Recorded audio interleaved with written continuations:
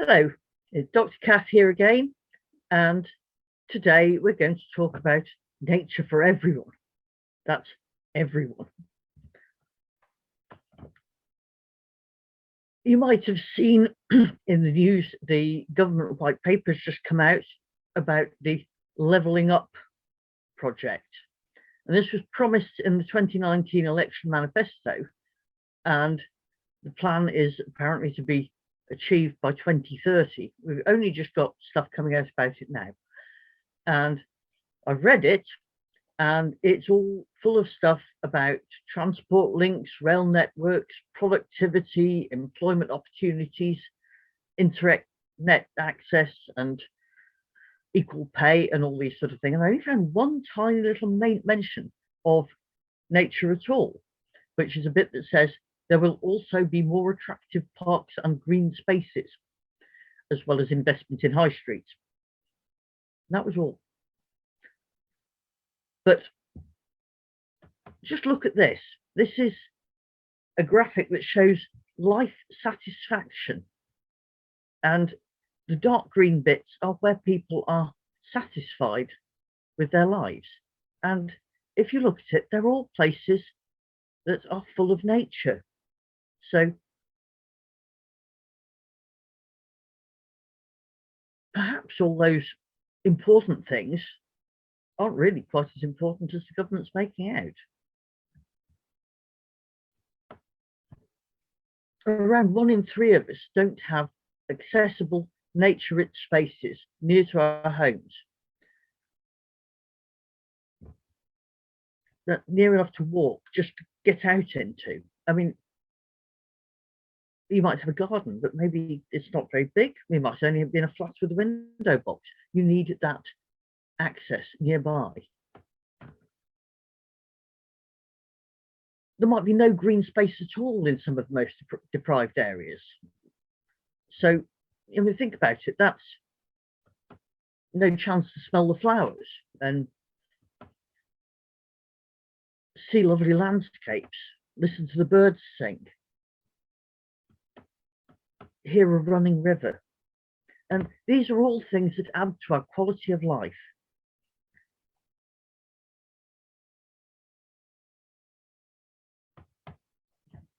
Missing out on the benefits from walking in parkland, walking through trees, all the things we came to really appreciate and value during lockdown, when we were encouraged to take our exercise close to home.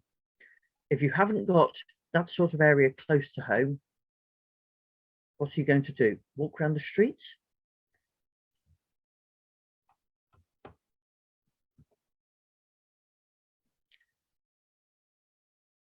Ethnic minorities are twice as likely to live in nature-poor neighbourhoods. The most deprived, the poorest people, also living in barren landscapes. Under 10% of children regularly play in natural areas. But evidence shows that it can really improve their behaviour, their educational achievements, their mental development. So these things are important. Taking steps to provide access to nature for everybody will help to provide flourishing wildlife. Remember, there's the lack of biodiversity we're beginning to feel. It would also tackle major public health issues such as obesity and mental health issues. And it'll benefit both our economy and the National Health Service. Funding of £5.5 billion over 3 years to level up access to nature-rich urban spaces would deliver £200 billion in savings to the National Health Service. Also delivering 40,000 jobs and green spaces for 3,500 communities. So it's a big investment, but it's a huge gain. This is some stuff from the Wildlife and Countryside Link campaign website. I'll tell you a little bit more about that later, but they're saying that the government's levelling up plans will fail unless they include levelling up access to nature.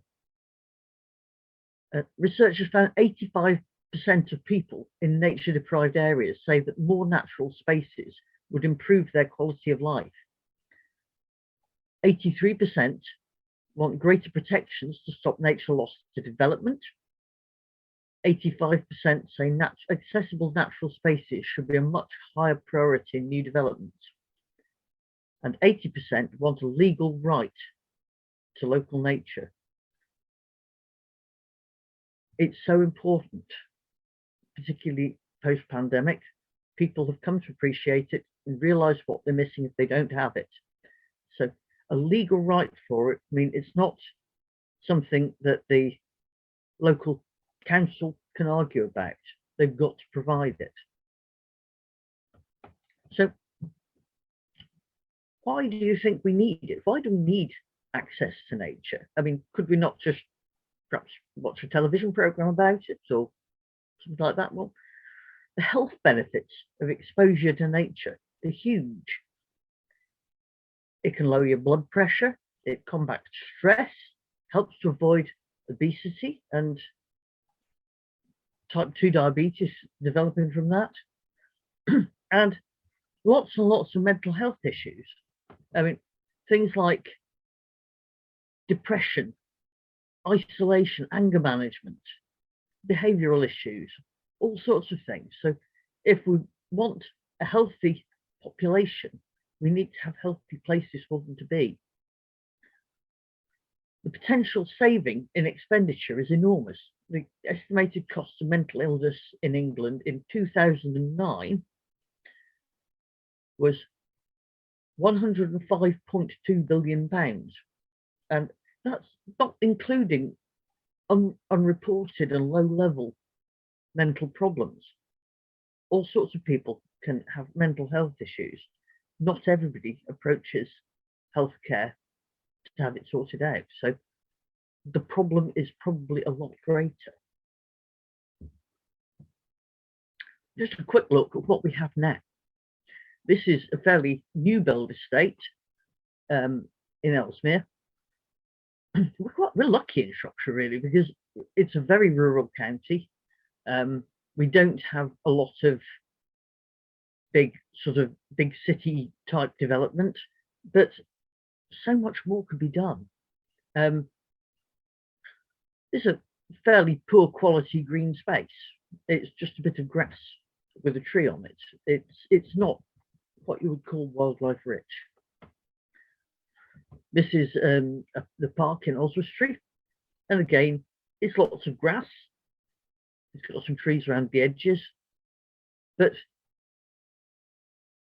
for nature, it's not as good as it could be. It's not as attractive as it could be for people.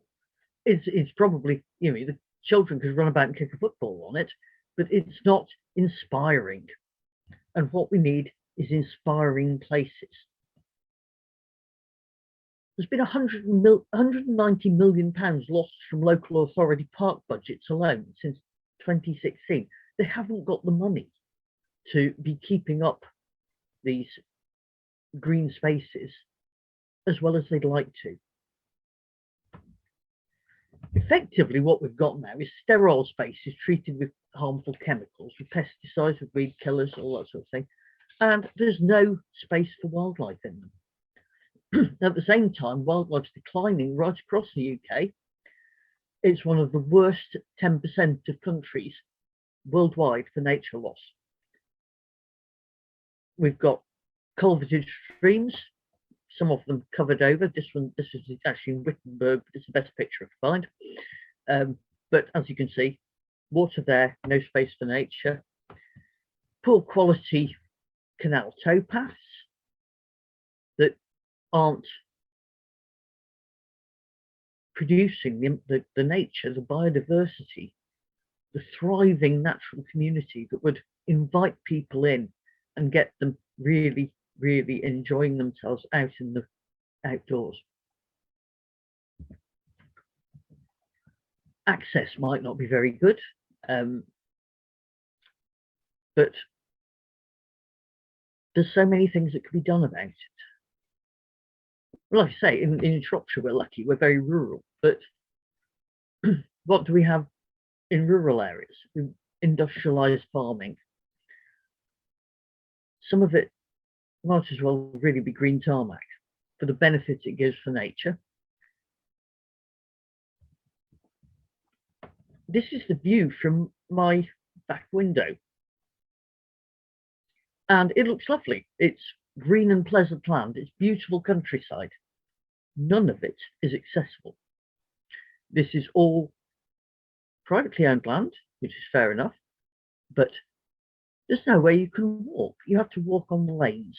And there's single track lanes around us.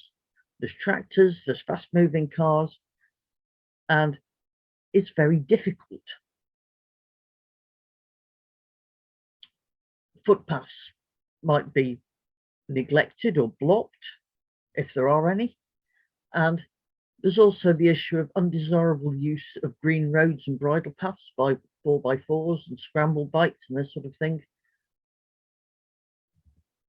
It doesn't make it an inviting place. It doesn't make you want to go and wander about in it. There's also a mental block for people. They don't feel welcome in the countryside. They're nervous about it. They're nervous of farm livestock. They're nervous of just being there in open spaces. Even in places like, for example, Forest Commission woodlands that have free access and they have car parks and everything, people are still nervous. They go no further into the woodland than where they can see from the car park. They can look back and see where their car is from there. They don't wander about. They're worried about getting lost, what they might meet, who they might meet, perceived threats in the countryside for people that don't know about it. So access really needs to be addressed. Particularly, don't forget, for those less deprived people, more deprived people, lower wages, maybe don't have a car. How do you get to it? We've got some beautiful reserves in Shropshire. How many are accessible by bus? Public transport really doesn't cover the wild open spaces. It's great for getting around town, getting from one town to another, but it might not take you where you want to be. What do we need? We need accessible, nature-rich spaces near to our homes, as well as access to larger, wilder natural spaces in the landscape.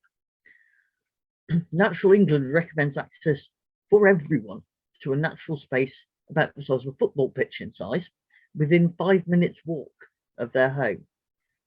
And wider natural spaces, 500 hectares plus, that's about 15 times the size of London's St. James Park, within 10 kilometres of home. So that's a baseline that Natural England, a government organisation, are putting forward, but how many of us have it? As well as good provision, natural spaces have to be in good condition. They have to have abundant wildlife. Biodiversity is important too. People get most benefit out of wildlife being in nature if it's biodiverse, if it's high in lots of different species, lots of things to look at, things going on. So it's got to be good quality. Places like this is Montgomery Canal, and it's just beautiful. It's a lovely level walk along the canal. It's absolutely teeming with wildlife. All canals should, I mean, this one is not a boat accessible one, obviously, at the moment, but they are making more of the Montgomery Canal navigable. But the trouble is that takes away the wildlife. So we have to have a balance, and it needs to be worked on to provide these rich natural spaces.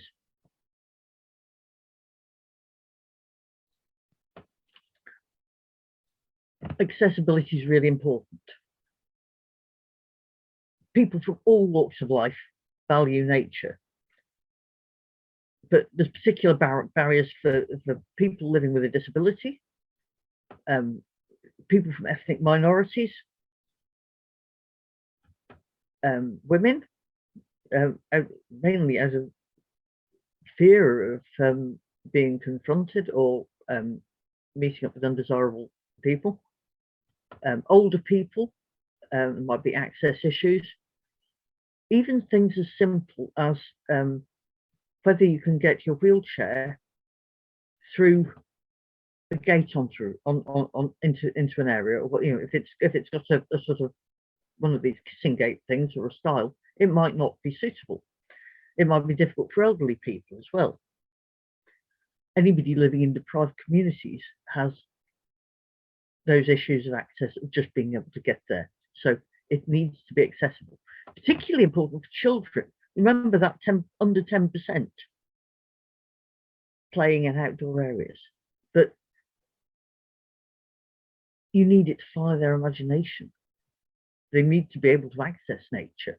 All children love nature. It's inbuilt in them. And of course, if they don't love, sort of get involved with nature and get to understand nature at an early age, they'll grow up without ever becoming interested and committed. And then we've lost an entire generation of the people who protect it. So get the kids out there, get them involved. They have a wonderful time looking for bugs, looking for flowers, running about, rolling through the grass, all the things you probably remember doing as a child. If they don't have the opportunity, they'll never learn it, they'll never love it. People need to be able to feel safe and comfortable in these outdoor areas. The proper access with paths for wheelchairs and things, and level walking for elderly people. Also, things like community engagement schemes and a staff presence if necessary. Some people need somebody to hold their hand before they become comfortable with getting out in the outdoors. So it might be that a guided walk or something is going to help to get them to feel relaxed about going out on their own. I always suggest to people talking to people about the Fens and Wixmore Moss area, that a lot of people find it a little daunting at first, and I always suggest that they go on one of the organised guided walks first, so they get to know it. Once you've got to know it, you come to love it.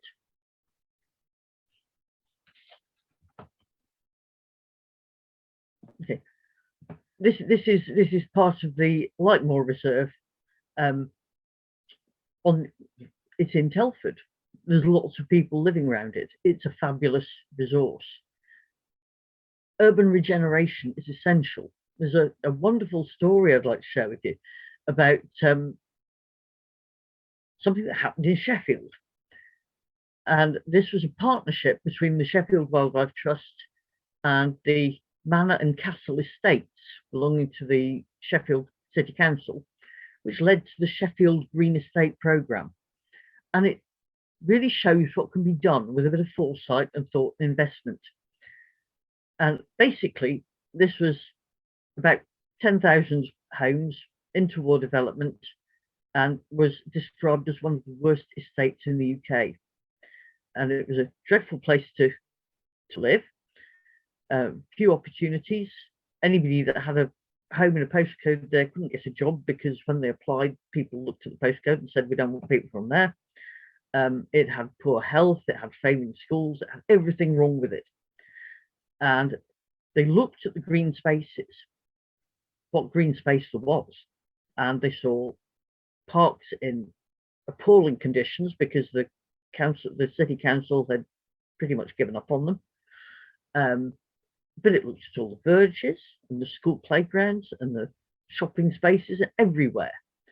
And everywhere they could, they put in a bit of nature. They got the community involved in it. The community, instead of being told, here are the green spaces for you, were involved in developing it. They were involved in tidying up the parks.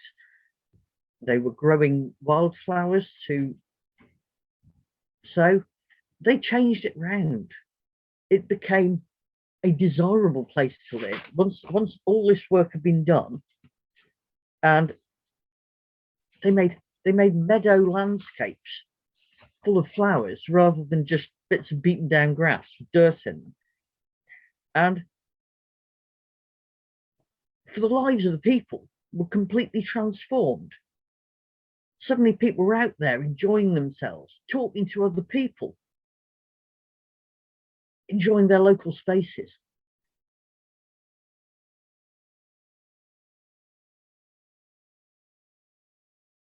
These people really challenging lives, and they're overwhelmed by this sort of grotty surroundings. And once they brought in some beauty and some brought in the nature and activities and things people could do and proper management, and it all turned into the most fantastic place to live. It was government funded at first, but it became almost self-supporting. They started raising and selling the seeds for the wildflowers they made the meadows with. And it made such a difference to, I mean, things that had gone wrong before, like, you know, the council built a playground and it got smashed up and burnt down within 2 weeks. And all of a sudden, the playgrounds are being used, they're being worn out rather than broken down. Absolutely remarkable story. The idea, when it started, people weren't buying houses there. It was almost all council housing. People didn't want to live there. Anybody that was trying to sell property was struggling, and it was going for rock bottom prices, you know, 12 to 13,000 pounds. Since the greening of it, since the green estate thing, the area is popular. Developers are looking to build on any vacant sites, and properties going on the market for £90,000 and upwards. So the whole area has been completely transformed just by having those green spaces in it. It's an extreme example, but it just shows the power of nature, of improving the nature in local surroundings and what it can do for a community. We have reserves in Telford. We have green spaces in Shrewsbury. So we do pretty well, but we need to think about all those other little bits and pieces. We're in the Shropshire Wildlife Trust are involved in planning processes and advising on how new developments can incorporate nature. Of course, this is important for things like the pathways, the nature recovery network, corridors and things, just as much as it is for the people. But anywhere we can point them in the right direction to those new developments, like the one in the slide I showed you earlier, that don't have properly incorporated green space and blue space for human recreation, for people to walk through, for people to enjoy. Other things we do is, looking at reserves on brownfield sites. Brownfield sites are obviously fabulous for wildlife. Keep them like that rather than, and make them attractive for people to go to, rather than just building over them. The rivers team have been involved with deculverting, freeing up rivers. We have the wildlife garden, giving people ideas about what they can do in their own space and in their own community, also in parks and gardens areas. Get involved. This is a guided walk I did at Melsley Meadows, and this is a way of getting people out that maybe wouldn't go on their own. This is what I was saying earlier. People might be nervous about going on their own the first time. Once they've been on a walk like this, they'll go again. They'll be happy to go on their own because it feels like a safe space again. So lots of things the Trust does to engage communities, engage people in getting out into nature on their own.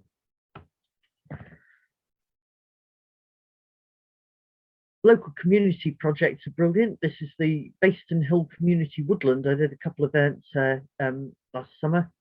They've got a community orchard, they've got allotments, and they've got lovely walks around, and it's all just on the outskirts of Shrewsbury, but fabulous resource for people who live in Baystone Hill. It's an example of that natural space that could be within 5 minutes walk from home, and people are out there enjoying it. But people all over the country, in every state of housing, big cities, rural communities, everywhere, everybody should have a chance for it. Getting involved in local action is a really good way of encouraging local councils to take it seriously. It's just another bit of the community woodland. They've got sensory gardens, they've got places that are easily accessible for elderly people, people with wheelchairs and pushchairs and this sort of thing. But they've also got wilder bits you can see in the background that the more fit and able can wander around. Absolutely fabulous thing to do. The Nature for Everyone campaign, it's set up by the Wildlife and Countryside Link, and this is the largest environmental and wildlife coalition in England. It brings together 65 organisations. So that's, it's people like the Wildlife Trusts, the RSPB, the Woodland Trust, all these sort of huge amount, 65 organisations, putting their voices together makes us strong. It makes, we can shout loud to protect nature and to put nature where everybody can access it. So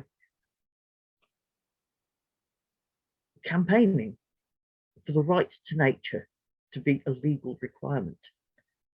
The link at the bottom there, you could, if you Google Wildlife and Countryside Link, you'll find the Nature for Everyone campaign, and it'll give you a link to a petition you can sign, which is basically having a shout at the government to make this an essential part of that levelling up process.